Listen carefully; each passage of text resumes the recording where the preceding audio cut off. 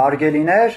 քանզի իմ ինքնակենսագրական ժամանակահատվածներից մեկը ռազմական բնույթ ունի և ես չեմ զբաղվել խոհարարությամբ կամ այլ գործով, ես չեմ կարող ձեզ պատմել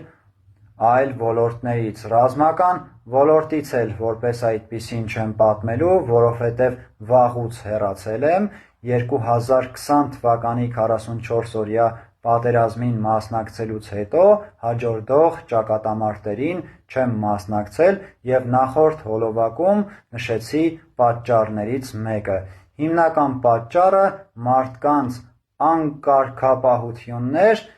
դե եթե խելացի ես, նույն փոսում չես կարող հայտնվել երկրորդ անգամ,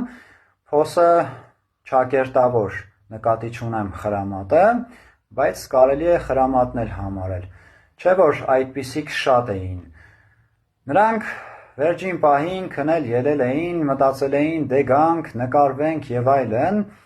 և նրանք փչել են իրենց համբավը, ինձ էլ չեն ճանաչում շատերը, ինչու չեք ճանաչում, որովհետև 2016 թվականից մինչև 2020 թվականը ընկած ժամանակահատվածում ես չեմ զբաղվել իմ PR-ով, շատ լուսանկարներ չունեմ, որպես այդպիսին ինձ չեմ համարում հետախույզ, եթե լինեի հետախույզ, ընդհանրապես չէի ունենա լուսանկարներ, չնայած նաև պետք է արձանագրենք, որ Հայաստանում քիչ չեն այն հետախույզները, որոնց մենք ճանաչում ենք։ Զավեշտ է, բայց այդպես է։ Ուրեմն տեսեք, ինչու եմ որոշել այսպիսի երևույթներից ժամանակ առ ժամանակ խոսել, որովհետև փոքրուց սկսած միշտ ելել եմ համակարգի դեմ, ինձ դուր չի գալիս անկարգապահ համակարգը, հարգելիներ։ Անկարգապահությունը հայեցի չէ, կենաց խմելը հայեցի չէ, մեզ խաբել են, ձեզ խաբել են, որ գնա մեռի արի սիրեմը հայկական երևույթ է, ձեզ խաբել են, որ կենաց խմելով կարելի է հայրենիք կառուցել, հնարավոր չէ։ Իսկ պատերազմին մասնակցում են 3 խառնվածքի տեր մարդիկ։ Առաջին և ամենակարևոր խառնվածքը այդ այն մարդիկ են, որոնք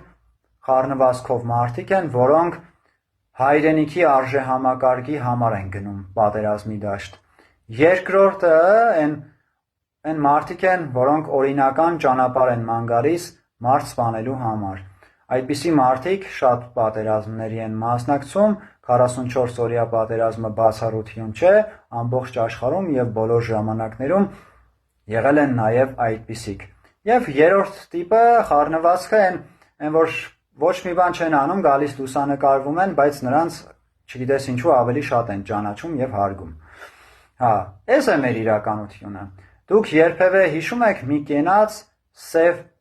բերետներին նվիրված, ինքս չեմ հիշում, շատ խնջույքների եմ մասնակցել, բայց սև բերետներին նվիրված կենաց չեմ հիշում։ Ձեր ձեռքը դրեք ձեր սրտին և խոստովանեք ինքներդ ձեզ։ Արդյոք լսել եք այդպիսի կենաց ձեր մեծերից կամ ընկերներից, ես չեմ հիշում։ Ինչևէ, սա էի ուզում ասել,